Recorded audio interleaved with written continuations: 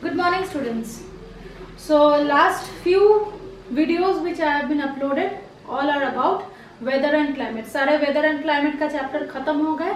आज हम लोग नया चैप्टर करेंगे जो है रिप्रेजेंटेशन ऑफ जियोग्राफिकल फीचर्स.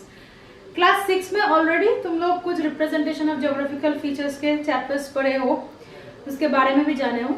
उसके लिए डिटेल स्टडी जो है वो क्लास 7 में है.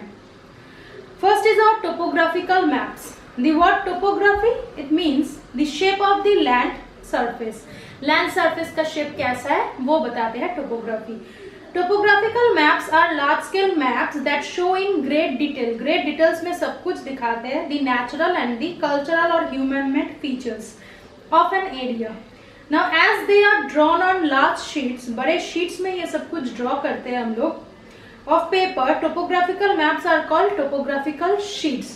एक्चुअली टोपोग्राफिकल मैप्स में जो स्मॉल एरिया है उसको बड़ा करके दिखाते हैं, छोटे छोटे जो विलेजेस है उसको बड़ा करके दिखाते हैं और उसके माइन्यूट डिटेल्स दिखाते हैं. जैसे कि नॉर्मल मैप में हम लोग जब देखते हैं तो उसमें सिर्फ क्या क्या रिवर्स है, कौन कौन से हिल्स है, माउंटेन्स है, डेजर्ट क्या है, ये सब कुछ मिलते हैं. लेकिन जब हम लोग टोपोग्राफिकल मैप्स देखेंगे उसमें कहाँ पे वेल्स है, कहाँ पे टैंक्स है, कहाँ पे रेलवे लाइन है, ये सब कुछ भी दिखाई देते हैं. Now comes the features on topographical maps. First is our relief. उसमें mountains, valley, cliffs, plains, plateaus and depressions है. वाटर बॉडीज में lakes, rivers, stream and swamps है. वेजिटेशन में है wooded and cleared areas. Reserved and protected forest है. Cultivated area है. Cultural और human made में क्या है, टाउन्स है, villages, roads, railway lines, airports, wells and places like police station, post office, places of worship जैसे कि टेम्पल्स, मॉस्क, चर्च, ये सब कुछ है. बाउंड्रीज में है tehsil boundary, district, state, national and international boundaries. Next comes our key और legend. की और लेजेंड क्या होते हैं, बहुत नॉर्मल सेंस में हम लोग देखेंगे कि जो मैप होते हैं, मैप के नीचे कभी कभी छोटा बॉक्स किया हुआ रहता है, क्योंकि मैप में बहुत सारे चीजें ऐसे होते हैं कि हम लोग ग्रीन कलर या ब्लू कलर ये सब से मार्किंग किए, लेकिन वो ग्रीन, ब्लू ये सब कुछ कलर क्या डिनोट करते हैं वो हम लोग एक छोटा वाला बॉक्स में लिख देते हैं. तो वो बॉक्स को बोलते हैं की और legend. Now cartographers use different methods such as the use of colors, contour lines and symbols to depict geographical and cultural features. So ये लोग depict करते हैं geographical और cultural features on topographical maps. These are explained in the legend or key of the map. अब आ रहे colours. कौन से colour क्या चीज रिप्रेजेंट करते हैं. Colours are use to represent information on a map. Map में सारा इंफॉर्मेशन मिलते हैं कलर्स से. जैसे yellow colour represent agricultural land, green represents land under forest, forested land. White represent करते हैं बैरन और अनप्रोडक्टिव लैंड. अनप्रोडक्टिव मतलब जहाँ पे कोई भी प्रोडक्शन नहीं होता है, कोई क्रॉप्स ग्रो नहीं करते हैं. Now blue, it represent water bodies such as rivers, lakes और reservoirs. Red represents settlements such as villages, towns and cities and roads. Black show करते हैं railway lines and the boundaries of the countries and states. Brown is used for contour lines, contour numbers. Arid to show sandy terrain. कौन कौन से sandy areas है वो भी brown color से मिलते हैं. Next are the contour lines. It joins places that lie at the same altitude above the sea level. जो सारे प्लेसेस सेम ऑल्टीट्यूड या सेम हाइट में है उसको हम लोग एक पर्टिकुलर लाइन से डिनोट करते हैं मैप में, जिसको हम लोग कॉन्टूर लाइंस बोल रहे हैं.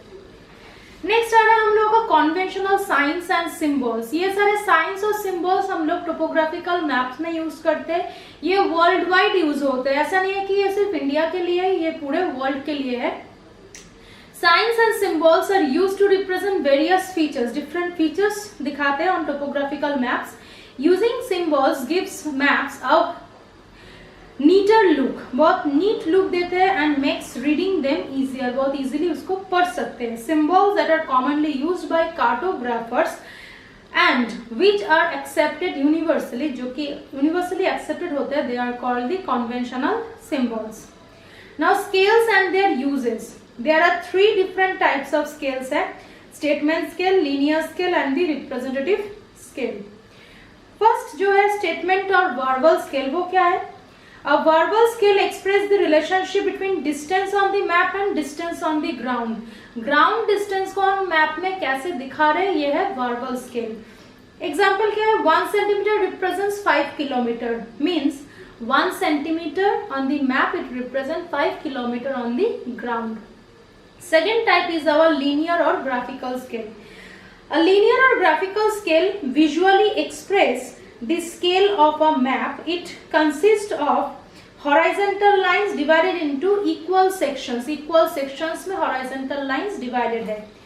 Each section it represents a certain fixed distances. हर एक sections का एक fixed distances होता है on the ground. Example है each divisions on the scale is 2 centimeter and it represents 1 kilometer on the ground. तो हर एक divisions 1 kilometer represent कर रहे हैं ground में. लास्ट टाइप ऑफ स्केल जो है वो है रिप्रेजेंटेटिव फ्रैक्शन, और ये सबसे ज्यादा यूज होते हैं मैप में, टोपोग्राफिकल मैप्स में. और representative fraction represents the mathematical relationship between the map distance and the distance on the ground. तो मैप डिस्टेंस और ग्राउंड डिस्टेंस के रिलेशनशिप शो करते हैं in the form of a fraction और a ratio. Fraction या फिर ratio में. Suppose हम लोग अगर बोले कि 1:1000 या फिर 1:1 lakh, इसका मतलब क्या है?